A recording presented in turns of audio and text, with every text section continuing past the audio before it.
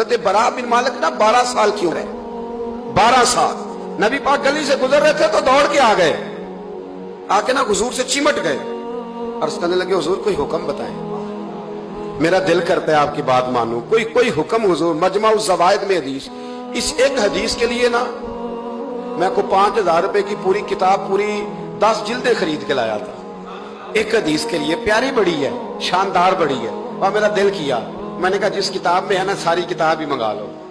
کچھ چیزیں بڑی انسان کو انوکھی لگتی ہے نا۔ حضرت برا بن مالک رضی اللہ، چھوٹی سی عمر ہے، حضور سے لپٹ گئے تو حضور نے فرمایا بیٹے کیا ہوا؟ عرض کرنے لگے حضور کوئی حکم بتائے، میرا بھی دل کرتا ہے عمل کروں۔ تو حضور نا چھوٹے چھوٹے کام بتاتے ہیں، دکان سے، یہ بچوں کو یہی بتانا ہوتا ہے نا، دکان سے لے آ، یہ کر دے، فلاں کو بلا لے، لیکن حضور ان کی غیر موجودگی میں ان کا ذکر بڑا کرتے۔ ایک دن کچھ لوگ کہنے لگے حضور بڑا ذکر کرتے ہیں پر وہ کرتا تو چھوٹے موٹے کام ہے بچہ۔ تو نبی پاک نے ایک دن ارادہ کیا کہ ان کو تجربہ نہ کرائیں کہ وہ پیار کتنا کرتا ہے۔ رسول کریم فرمانے لگے میں جو کہوں گا کرو گے؟ حضور کروں گا۔ فرمایا جاؤ اپنے باپ کی گردن کاٹ کے لاؤ۔ تو وہ دوڑے۔ ایک روایت میں ہے کہ مولا علی کے گلے میں تلوار لٹک رہی تھی، یوں کھینچی، اور اس نے جذبات سے دوڑے کہ حضور نے فرمایا اسے پکڑ لو ورنہ یہ گردن کاٹ بھی لائے گا، پکڑ لو اسے ورنہ یہ کاٹ دے گا۔ اللہ کی قدرت کے تھوڑا وقت گزرا تو وہ بیمار ہو گئے۔ دن میں 2 مرتبہ میرے نبی پاک تیمارداری کرنے جاتے۔ ایک شام رسول کریم تشریف لے گئے تو حضور سرانے بیٹھے، ماتھے پہ ہاتھ رکھا تو کریم محبوب ان کے باپ کی طرف کان میں کچھ کہا ان کے والد سے، حضور رونے لگے،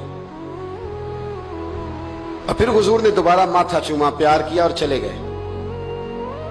حضرت برا بن مالک چھوٹی عمر تھی، کچھ نے لکھا طلحہ بن برا نام تھا ان کا۔ تو حضرت طلحہ بن برا نے اپنے ابا کو قریب بلایا اور چارپائی میں بٹھایا، کہنے لگے ابا جی حضور کیا فرما گئے؟ کہا بیٹا تیرے والی بات نہیں۔ کہا نہیں بتائیے۔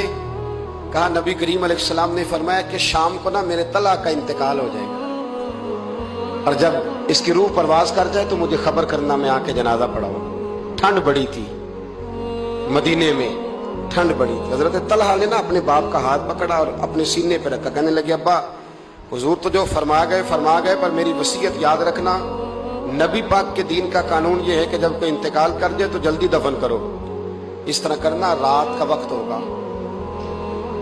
جب میرا انتقال ہوگا تو فوراً غسل دے کے نا دفن کر دینا، نبی پاک کو خبر نہ کرنا، نہ بتانا۔ عمر دیکھو اور بات دیکھو۔ کہا حضور کو کیوں نہیں بتانا؟ حضور خود فرما کے گئے ہیں۔ تو کہنے لگے رات کا وقت ہوگا تو جن گلیوں سے حضور نے گزر کے آنا ہے نا وہ یہودیوں کے محلے ہیں، ایسا نہ ہو کہ میرے جنازے کی وجہ سے کوئی یہودی میرے نبی کو تکلیف دے دے، میرے جنازے کی وجہ سے، جنازے کی وجہ۔ یہاں کہتے ہیں حضرت صاحب مجھے بڑا پیار ہے آپ سے پر میرے گھر ضرور پہنچے، جیسے مرے یا جیے وہاں شام کو آپ کو پہنچنا پڑے گا۔ میرے رسول کریم علیہ السلام کے غلاموں نے دیکھو انداز محبت کیا بیان فرمایا، کہا نبی پاک کو تکلیف نہ ہو میری وجہ سے، میرا جنازہ خود ہی پڑھ کے مجھے دفن کر دینا۔ ان کا انتقال ہو گیا، رات کو دفن کر دیا، صبح حضور تشریف لائے، وہ محبوب جنہیں اللہ نے غیب کے خزانوں کی کنجیاں عطا فرمائی۔ فرمایا بتایا کیوں نہیں؟ مجھے بتاتے میں خود جنازہ پڑھتا، میں خود نہ قبر میری تے میرے اپیرا جے کر پاویں پھیرا، قبر دے اندروں ہڈیاں اٹھ کے مجرا کر سن تیرا۔ کہا بتایا کیوں نہیں، خبر کیوں نہیں کی؟ میں جنازہ پڑھتا، میں خود پہنچتا۔ تو باپ رو پڑے، عرض کرنے لگے حضور میرا تو پتر تھا، میرے لیے اس سے بڑی سعادت کیا ہوتی کہ آپ جنازہ پڑھاتے، پر اس نے وصیت کر دی تھی کہ حضور کو بتانا نہیں، تکلیف ہوگی۔ نبی کریم فرمانے لگے بتاؤ مجھے اس کی قبر کہاں ہے؟ اور یارو غور کرنا، ساری دنیا گنبد خضرا روضہ رسول پہ اور نبی پاک ایک غلام کی قبر پہ تشریف لے گئے، خود نبی کریم گئے، اور آج حضور نے دعا انوکھی فرمائی، فرمایا اے اللہ جب میرا طلحہ تجھ سے ملے نا تو ذرا اس سے مسکرا کے بات کرنا جو تیری شان کے لائق۔ رسول اللہ کی محبت، نبی پاک کی غلامی، رسول اللہ کا پیار، اعلیٰ حضرت کہتے ہیں جان ہے عشق مصطفیٰ، روز فضو کرے خدا، او بھائیو جس کو ہو درد کا مزہ وہ نازے دوا اٹھائے کیوں؟